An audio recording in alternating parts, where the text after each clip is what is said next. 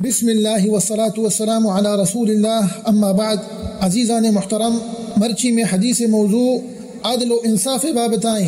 انچونکہ صحیح مسلم حدیث حضرت جابر بن عبداللہ رضی اللہ عنہما ارشاد فرمائنی کہ اللہ رسول صلی اللہ علیہ وسلم وتی حجت الوداع خطبت تہا ای الفاظ ارشاد فرمائن تا فاتقوا اللہ فی النساء، چھا اللہ چھے بطرس سے اللہ تقوی اللہ خشیت اختیار بکنے فی النساء پوتی جنین آدمانی واسطہ آئینی سرا ظلم و زیادتی مکنے فإنکم اخذتموہن بأمان اللہ، شما ای زورتنا ای شما امانتا شما کر رہے ہیں شانی حفاظتا بکنے واستحللتم فروجہن بکلمت اللہ، شما گویا کہ ای وتی واسطہ حلال کتگا بکلمت اللہ. اسے دو معنی ہے علماء کرام گوشن یکی ہمیشہ کہ ایجاب والقبول، شما گو اشان گمان نکاح کتا اشم واسطہ حلالند و دومی بکلمت التوحید گوشنتے کلمت لا الہ الا اللہ وان محمد رسول اللہ. چاہی حدیثہ چی زانک بھی دین اسلام تہا جنین آدم معزز و مکرمند بائدند کہ آئی سرا ظلم و زیادتی کنک مبید